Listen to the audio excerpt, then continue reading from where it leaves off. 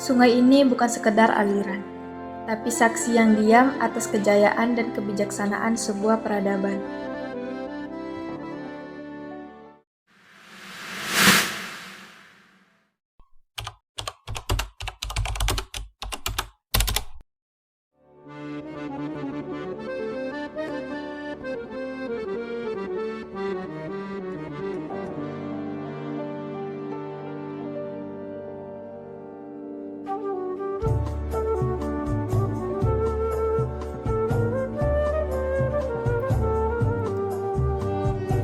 Pagi hari di tanah ini bukan sekedar rutinitas.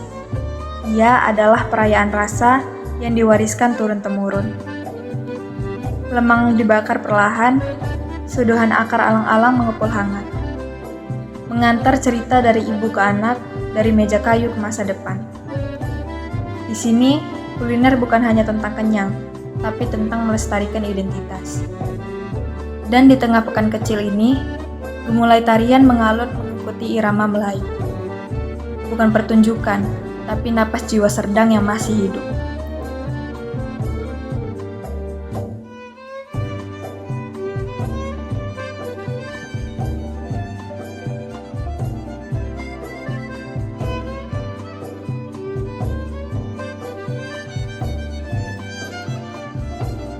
Masjid Raya Kesultanan Serdang, tempat di mana doa-doa dilantunkan dalam bahasa yang tak pernah punah.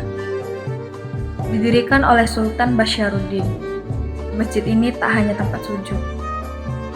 Ia adalah pusat pendidikan, tempat ilmu, dan akhlak bersanding. Langit Serdang mengenal kubah ini. Ia berdiri bukan hanya karena batu dan semen, tapi karena niat luhur yang diwariskan dari istana ke rakyat.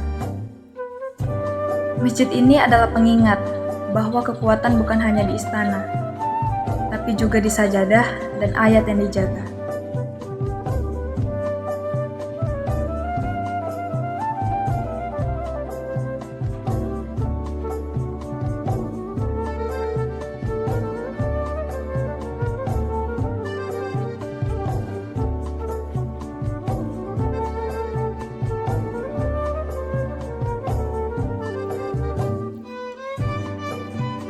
Laut menyentuh tanah dengan lembut, dan nelayan kembali dari perahu mereka membawa lebih dari sekedar hasil tangkapan.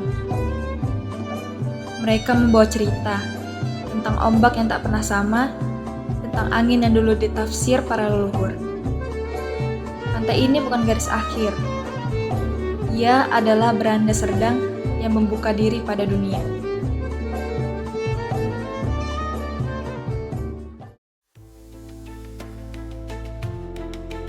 Dan di jantung Serdang, berdirilah sebuah warisan yang tak lekang oleh musim. Rumah Datuk Balai Setia. Tempat musyawarah para datuk, tempat keputusan dilahirkan dengan adat sebagai porosnya. Kira berapa lama usia bangunan? Lebih kurang lah, 200 tahun lebih kurang. Kok kira-kira rumah ini apakah ada kaitannya dengan Kesultanan Serdang? Itu jelas ada kaitannya dengan kesultanan kan. Dulu fungsinya rumah ini untuk apa ya? Fungsinya rumah ini dulu, kalau ada masyarakat sini yang berselisih paham, dipanggillah oleh kedatukan ini untuk mendamaikan lah gitu kan, masalah itu, menyelesaikan gitu. Ini harapan Datuk dengan rumah Datuk ini? Harapan kami kepada masyarakat setempat juga, suku budaya Melayu dapatlah memelihara bangunan ini ya, supaya jangan hilang ditelan masa lah gitu ya, sebagai sejarah, ada suatu sebagai sejarah, supaya kita hidupkan kembali, berfungsi kembali sebagaimana mestinya lah gitu, yang sesuai dengan harapan masyarakat. Ukiran di kayunya bukan hiasan. Ia adalah aksara tanpa tinta, yang berbicara tentang nilai dan martabat. Atapnya menjulang, bukan untuk menyombong, tapi untuk menaungi.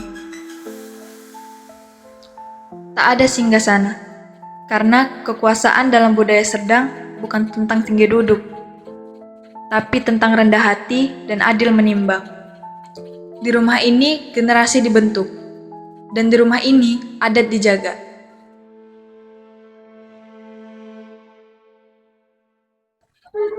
Bagaimana peran Kesultanan Serdang dalam sejarah Deli Serdang? Peran Kesultanan Serdang ya di dalam Deli Serdang tuh sangat-sangat berperan. Mengapa? Karena jati diri dari kabupaten ini adalah peradaban Kesultanan Serdang sendiri. Jadi memang sangat dekat dan itulah jati diri dan identitas dari Deli Serdang. Mengapa rumah adat seperti ini penting untuk generasi muda?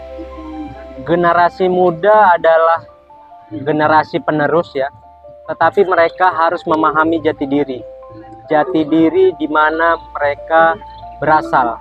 Deli Serdang memiliki banyak sekali peradaban peninggalan rumah-rumah adat yang itu menjadikan identitas bagi mereka. Mereka bisa bercerita, menampilkan bahwasanya peradaban mereka pernah ada di tempat mereka tinggal. Sore datang pelan. Di pinggir pantai aku duduk, menulis bukan karena ingin dikenang, tapi agar tak ada yang dilupakan. Serdang bukan hanya halaman dalam buku sejarah. Ia adalah warisan yang hidup, bernapas lewat sungai, pasar, masjid, tarian, dan rumah yang masih setia berdiri. Dan kita adalah pewaris yang punya tugas menghidupkan kembali, bukan sekedar mengenang. Karena siapa yang mengenal tempat tilasnya tak akan kehilangan arah menuju masa depannya.